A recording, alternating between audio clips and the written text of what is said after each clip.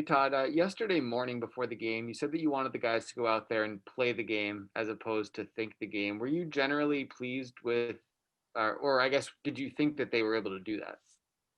Yeah, I don't think that was an issue for us. We were attempting to do the right things. Situation-wise, we were in good position a lot of the times. I thought our game management was a little bit poor after rewatching it, not knowing where we were, shift length, and as I mentioned last night, bringing pucks back into our zone when we didn't need to, put us in a bad situation when we were tired, and we paid the price for it. But as far as the group flowing into systems and the structure, I didn't think they were thinking it. I thought they were playing it, which is a good sign for us. When you went back and watched the tape, did you kind of have the same impression of last night, or did it change your mind at all when you actually watched the video? No, it was the same. I thought they ended up with more chances than we did, due in large part to the number of minutes they played on the power play. They created some good ones there, but goaltender was good. Penalty kill did a pretty good job, but they were still grade A chances. So at the end of the night, they did outchance us, which usually leads to being on the negative side of the scoreboard, and that's how it turned out. Thanks, Todd. Next up is Andrew Knoll. Hey, Todd, I got two quick ones. First, logistical one. Did I see correctly that Walker was not on the ice today? Any timeline for his return now? No. The three players that are out, they're still status quo. We're hoping that they'll be able to clear later today or tomorrow morning, but as of right now, they're not.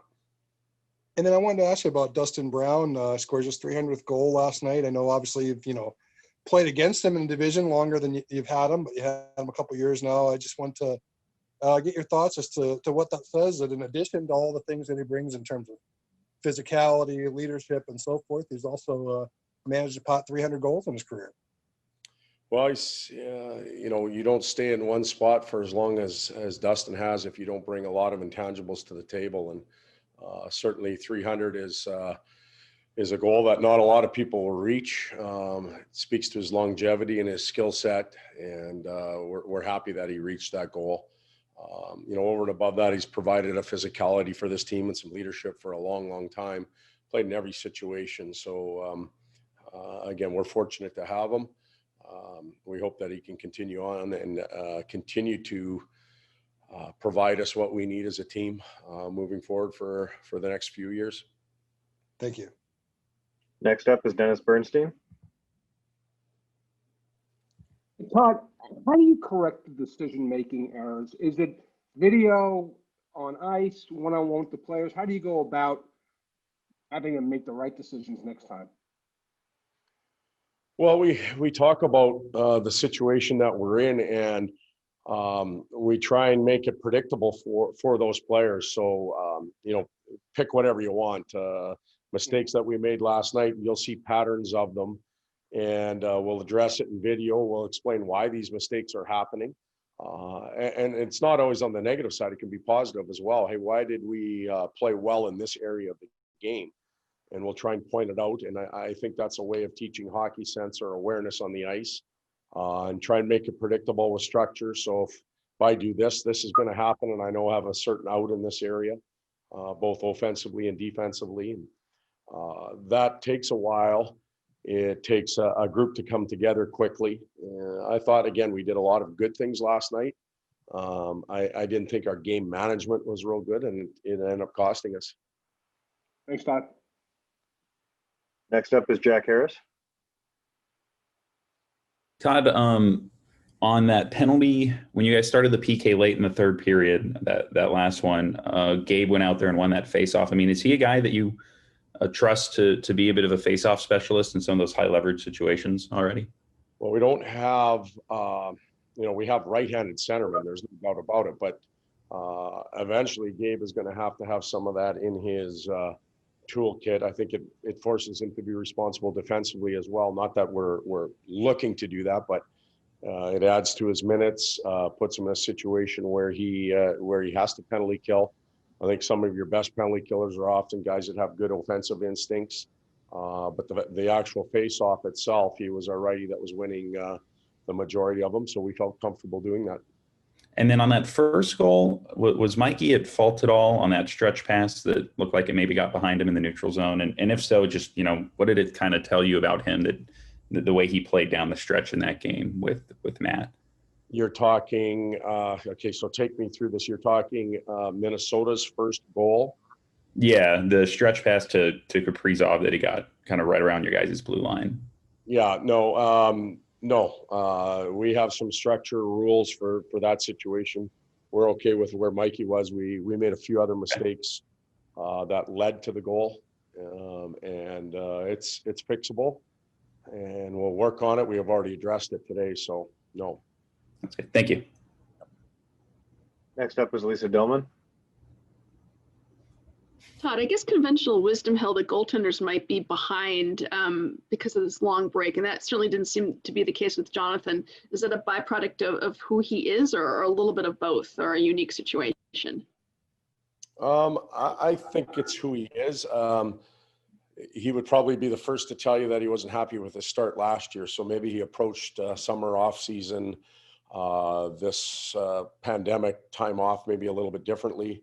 But I know he's worked extremely well. He had a bit of a setback health-wise for a little bit, but was able to get back on the ice. And Billy Ranford's done a real good job of preparing him. And to me, he looked like the Jonathan Quick from about December 1st on last night. And, if he can maintain that, he'll give us a chance to win most nights. We'll have to play a little better around him than we did last night. But I thought he was outstanding, especially on the penalty kill. And speaking of the penalty kill, regarding that, is that just a situation of the long layoff? Again, I don't want to make excuses for people taking penalties, but is it just an extra reach, an extra, not playing any preseason games, sort of a whole mix of things?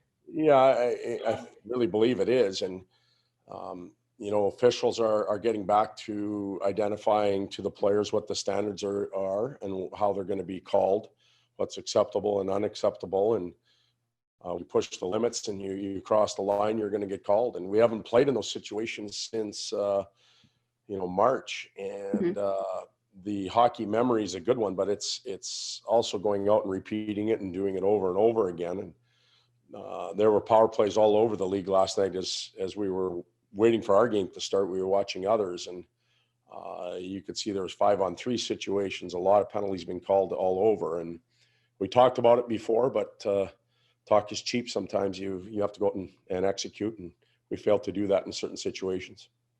Thanks, Todd. All right, we're going to finish up here with John Hoven. Hey, Todd, I know you have a jam-packed schedule already, trying to get ready, for tomorrow night, plus a morning skate and whatnot. But how do you plan on watching the Reign play tomorrow? Is it something you're going to try to take in, in real time, or you watch the tape later, or what? Yeah, we'll watch later. We'll have a better chance, especially with the game being in Anaheim. I think they go down there tomorrow, and quite frankly, this is going to sound not like a really good comment, but what's going on over there right now is kind of out of our minds right now. We've got so much work to do here. There's really important players and coaches and trainers across the hallway that are getting their training camp ready, and they're going to do a really good job. But we've just got so much on our plate right now that we'll get feedback from the development coaches, from the American League coaches, from our management team on who's playing well. We may get an opportunity to look at some video, but I can tell you our group will come first and foremost, way before it does across the hallway. This next question might not be applicable then, but I'm just curious how much time you spent with Wroblewski, talking about the roster and the structure and the lineup. Have you provided any of your preferences to him, or are you really deferring to him completely? No, we've spent 3 months together. As you may recall, I talked about us having that hockey summit, for lack of a better title, from about October 1st on. We met 4 days a week going through situations with our NHL coaching staff, the American League coaching staff, a lot of the development team. And we laid it out real clear to everybody in the organization of how we wanted to do things, the language we use, the type of drills that we may pick and choose. Now, you know, Robo's mandate is twofold. It's to win twice there. And what does that mean? It's to develop and make sure those players are ready for good, long NHL careers. And that would be winning the first time. And over and above that, you want to win as many games as you can, because there's no better teacher than competition. And he's got to have a little bit of leeway to manage situations and you know, make adjustments to the game plan. But for the most part, when players arrive here, they should understand very clearly how we want to play, and they should just fit in. They may lack the experience, but they should not lack the knowledge of what's happening on the ice.